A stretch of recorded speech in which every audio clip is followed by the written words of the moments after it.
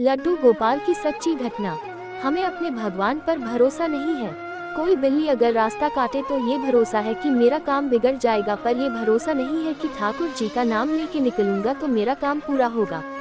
ऐसा मत सोचो कि सत्ययुग, त्रेता युग, द्वापर युग में भगवान विश्वास रखते हैं।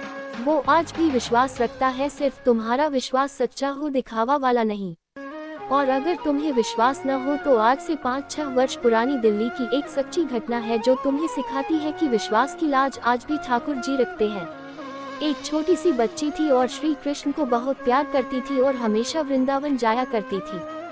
धीरे धीरे वो बड़ी हो गई और उसकी शादी भी हो गई, पर उसने भक्ति नहीं छोड़ी। इसी तरह उसके बच्चे भी बड़े हो गए और बच्चों की शादी भी हो गई और वो बूढ़ी हो गई। जब बूढ़ी हो गई तो उसने सोचा कि अब हमेशा वृंदावन तो जा नहीं सकती, तो उसने एक बार वृंदावन जाकर एक पीतल के लड्डू गोपाल ले आई और उन्हीं की सेवा करने लगी।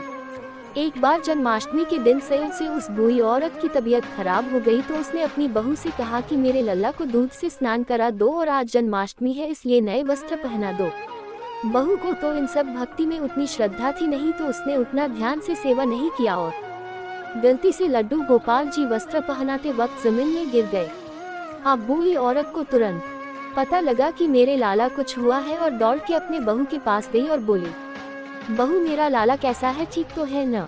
बेटा बोला कि हाँ माँ सब ठीक है, सिर्फ पीतल की मूर्ति थोड़ा जमीन में गिर गई थी, फिर उठा दिया है। इतना सुनते ही बूढ़ी औरत रोने लगी और बोली कि जल्दी से मेरे लल्ला को देखने के लिए डॉक्टर बुलाओ। बेटा ने गुस्से से बोला, पीतल की मूर्ति को देखने कौन सा डॉक्टर आएगा? वो बूढ़ी नहीं मानी और रोती रही।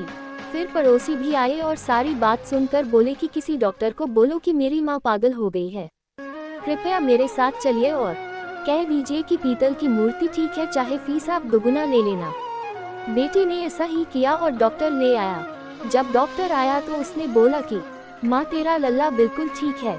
बूढ़ी ने कहा कि ऐसे कैसे, वो जो कान में लगाने वाला है उससे तो देख। डॉक्टर को गुस्सा आया, पर क्या करता, फीस जो ली थी उसने अपना आल उठाया और लड्डू गोपाल जी से लगाई। लगाते के साथ डॉक्टर घबरा गया क्योंकि उस पीतल की मूर्ति में हृदय धड़क रहा था। डॉक्टर उस बूढ़ी औरत के पैरों में गिर गया और कहा कि आज से मैं भी अपना जीवन तुम्हारे इसी लाला की सेवा में व्यतीत कर दूंगा। और वो सब कुछ छोड़कर लड्डू गोपाल जी की सेवा में लग गया। तो इसलिए अपने ठाकुर जी पर पूर्ण भरोसा रखो, वो तुम्हें अवश्य प्राप्त होगा। सिर्फ तुम खुद को उसके लायक बनाओ जैसे इस बूढ़ी औरत ने बनाया।